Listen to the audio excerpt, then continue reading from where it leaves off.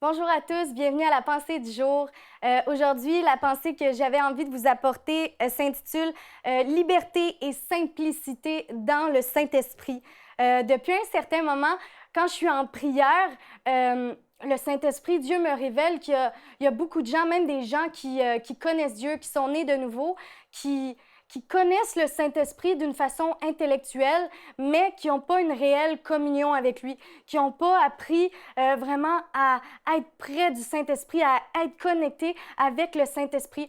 Puis, ça m'attriste personnellement de savoir qu'il y a des gens qui peuvent être assis dans l'Église, mais pas être en communion avec le Saint-Esprit parce que, comme vous savez, le Saint-Esprit habite en nous. C'est une personne formidable, c'est une personne spéciale et vraiment importante. Il faut en prendre soin. Il faut vraiment apprendre à développer cette relation avec le Saint-Esprit. Puis aujourd'hui, j'ai envie de vous aider à comprendre comment, parce qu'il y a eu un temps où est-ce que moi, j'avais l'impression aussi que le Saint-Esprit, c'était une puissance élevée qui était là, qui pouvait m'apporter du bien, mais pas nécessairement avec qui j'étais en relation personnelle, qui habitait en moi.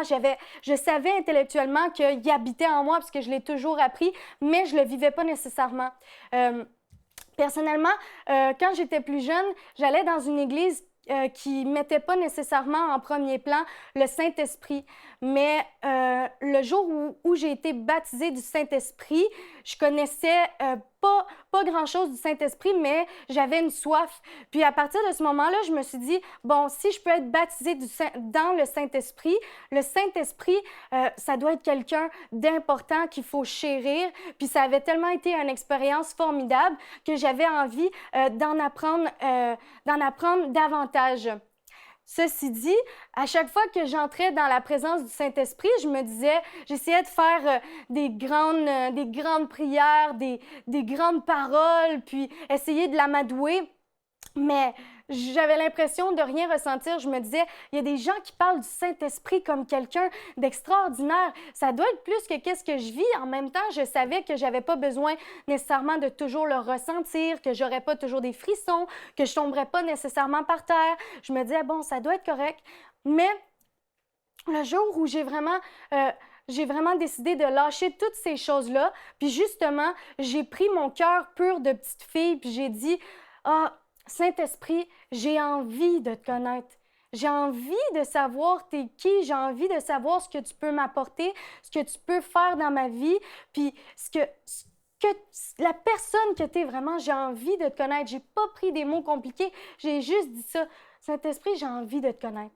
Puis aujourd'hui, je vous invite à demander au Saint-Esprit de juste se révéler à vous, d'apprendre à le connaître si vous n'avez pas l'impression d'avoir cette communion vraiment spéciale. Puis croyez-moi, si vous l'avez vécu, vous savez que vous l'avez vécu. Fait que si vous n'êtes pas certain, c'est peut-être que vous n'êtes pas dans une communion vraiment intense avec le Saint-Esprit. Puis il désire juste ça, il vous attend, il veut vraiment le vivre.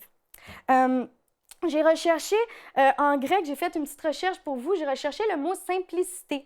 Je ne sais pas exactement comment le prononcer, mais ça disait aplotes, c'est le mot.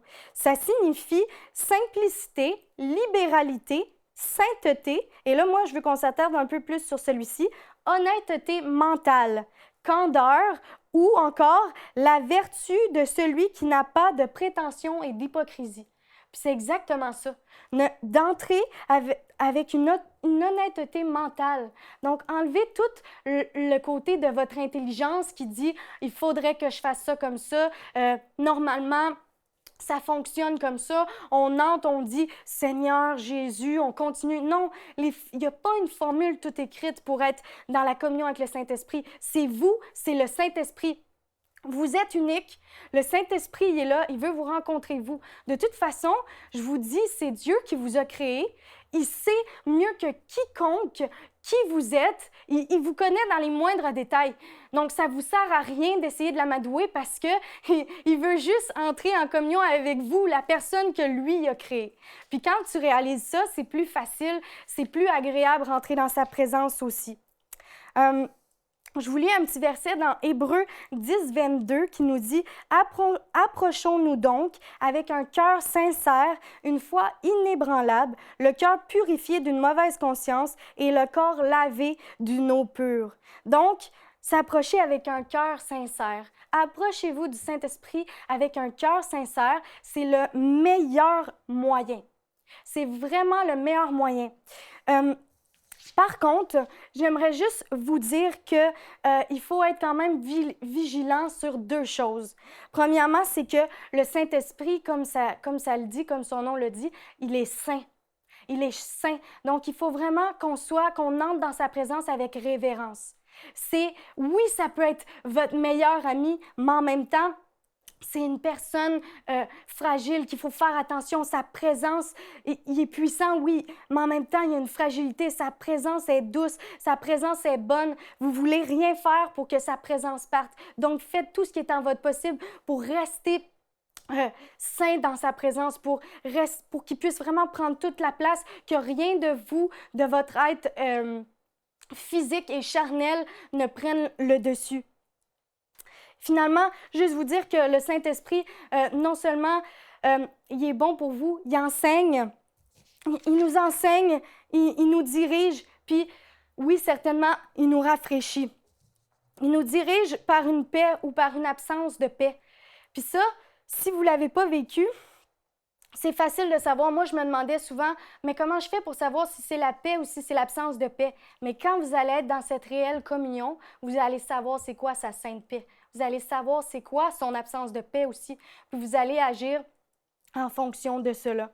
Finalement, je vous dis que vous avez été créé, c'est Dieu qui vous a créé. Il sait comment vous êtes.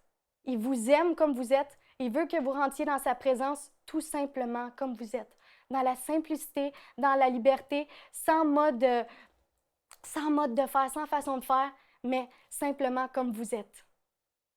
Pour aller plus en profondeur, vous pouvez lire et télécharger la version complète de cette pensée du jour sur le site enseigne-moi.com.